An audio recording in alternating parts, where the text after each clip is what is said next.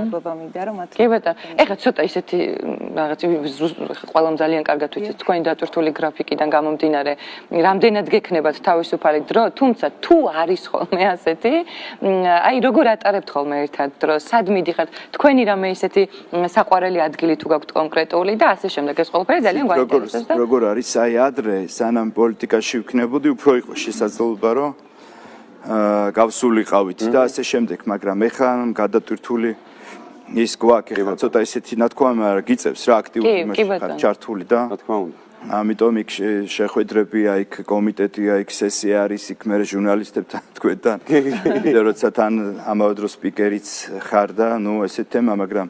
მაინც ვახერხებთ რომ კვირაში ორჯერ ოჯახთან ერთად გავიდეთ ხოლმე სუფთაერზე ძალიან უყვართ ხოლმე საღამოს